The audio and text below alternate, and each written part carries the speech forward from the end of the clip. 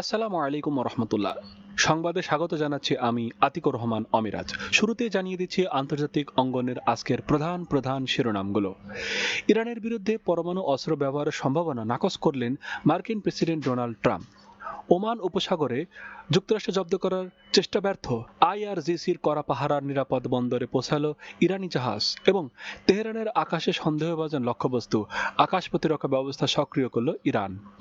দর্শক, শুনছিলেন সংবাদ শিরোনাম, এবার বিস্তারিত। শুরুতে থাকছে যুক্তরাষ্ট্র ও ইরানের প্রসঙ্গ।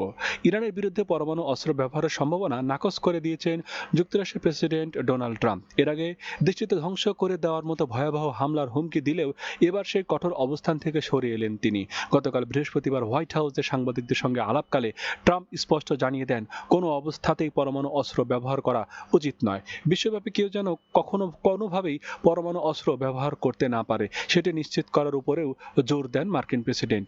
অন্যদিকে ওমান সাগরে একটি ইরানি পণ্যবাহী জাহাজ জব্দ করায় মার্কিন চেষ্টা ব্যর্থ করে দিয়েছে ইরান।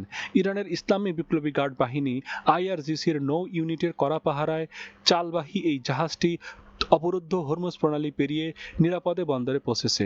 ইরানের আধা সংস্কারী সংবাদ সংস্থা ফার্স নিউজ জানিয়েছে, মার্কিন বাহিনীর কবজা থেকে জাহাজটিকে রক্ষা করতেই আইআরজিসির পক্ষ থেকেই বিশেষ নিরাপত্তা ব্যবস্থা করা হয়।